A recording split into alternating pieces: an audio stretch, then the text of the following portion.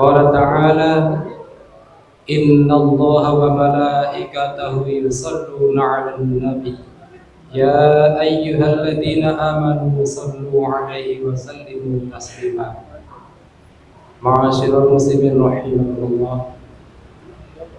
Puji dan syukur alhamdulillah kita panjatkan kehadiran Allah Subhanahu wa taala atas semua nikmat yang telah diberikan kepada kita semua. Salawat dan salam semoga selalu tercurah kepada junjungan kita Nabi mulia Muhammad sallallahu alaihi wasallam beserta keluarga, para sahabat dan orang-orang yang mengikuti jejak beliau di jalan yang lurus, yakni Islam hingga akhir zaman. Selanjutnya kami berpesan kepada hadirin khususnya kepada diri saya sendiri.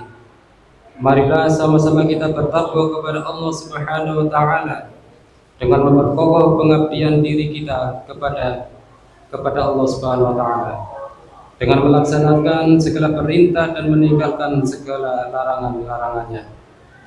Adapun tema khutbah Jumat pada hari ini adalah kemuliaan bacaan salawat Nabi. Ma'asyiral muslimin rahimakumullah.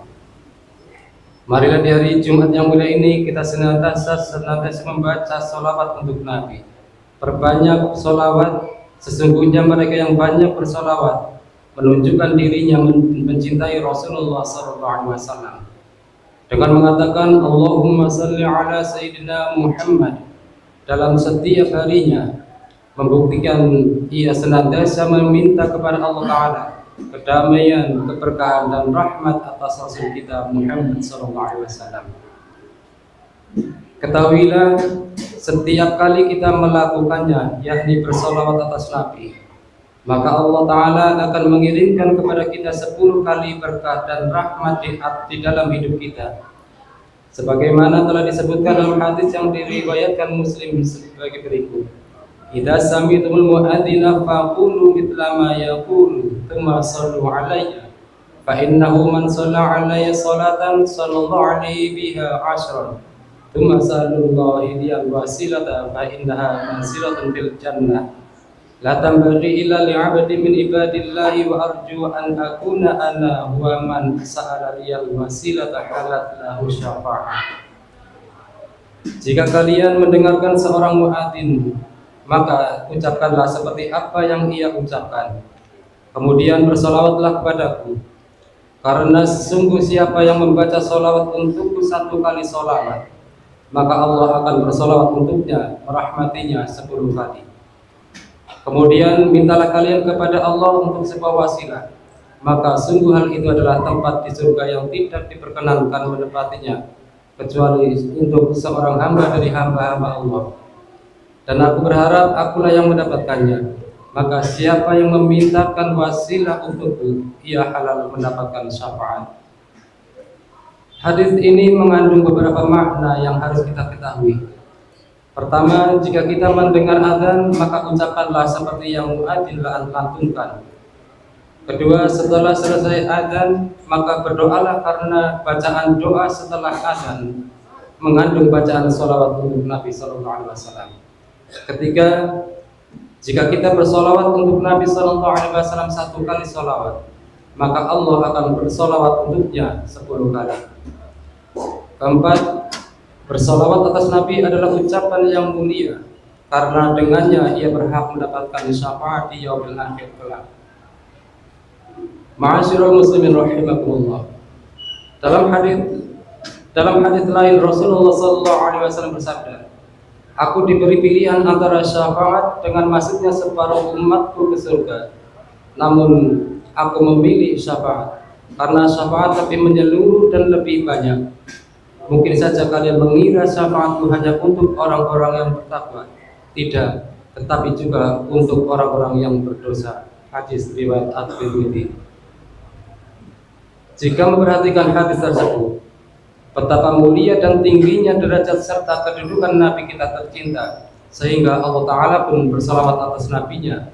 Dan Allah Ta'ala juga memerintahkan kepada para hambanya untuk bersalawat dan menjadikannya sebagai bentuk taqarrub dan ibadah yang agung di kehadiratnya. Sebagaimana Allah Ta'ala tegaskan, innallaha wa malaikatahu yusalluna 'alan nabi Ya ayyuhalladzina amanu sallu alaihi wa sallimu taslima. Sesungguhnya Allah dan para malaikatnya bersolawat untuk Nabi. Wahai orang-orang yang beriman, bersolawatlah kamu untuk Nabi dan ucapkanlah salam dengan penuh penghormatan kepadanya. Quran Surat Al-Ahzab ayat 56. Lantas apa yang dimaksud salawat Allah atas nabinya? Padahal salawat merupakan bentuk plural atau jamak dari kata salat yang secara bahasa bermakna doa. Bukankah tidak mungkin jika Allah Subhanahu wa taala berdoa untuk Rasulullah sallallahu alaihi wasallam sehingga akidah tidak mungkin bisa kita terima. Oleh karenanya Syekh Qurtubi menjelaskan, adapun maksud salawat Allah taala dan malaikat kepada Nabi Muhammad sallallahu alaihi wasallam adalah ungkapan penghormatan Allah Ta'ala kepada Nabi Muhammad SAW, sehingga salawat dari Allah kepada Nabi adalah pemberian rahmat dan keridhaan untuk beliau, sedangkan salawat bagi malaikat adalah doa dan permohonan ampun untuk beliau, dan salawat dari umat beliau adalah doa dan pengagungan terhadap beliau. Tafsir Al-Qurtubi. Ma'asyiral muslimin rahimakumullah.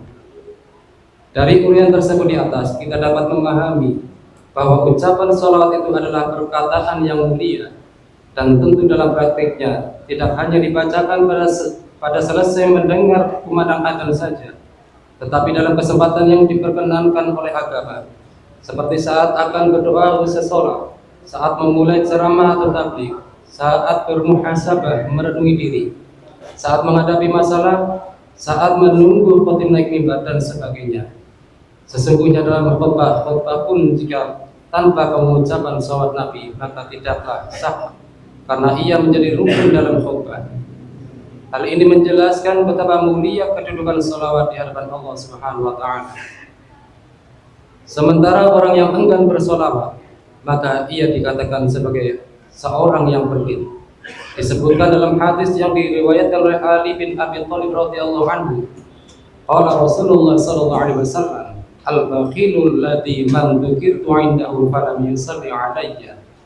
Rasulullah sallallahu alaihi wasallam bersabda, orang yang sangat pelit adalah orang yang ketika namaku disebut di sampingnya, ia tidak mau membaca salawat kepadaku. Hadis riwayat At-Tirmidzi.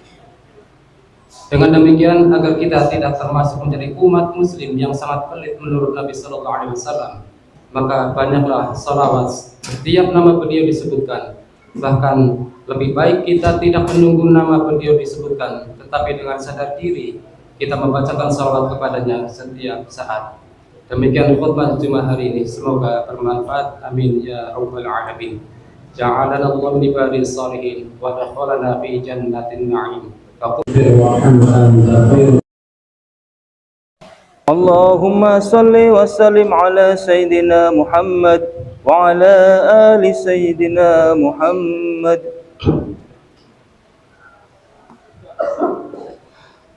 Alhamdulillah hamdan katsiran kama amara.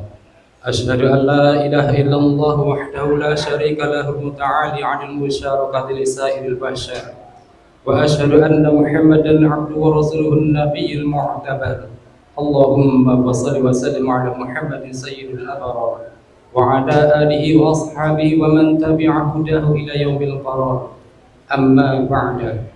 Fa ya ibadallah, ittaqullaha haqqa tuqatih wa la tamutunna illa wa antum muslimun. Qala ta'ala, innallaha wa malaikatahu yusholluna 'alan nabi.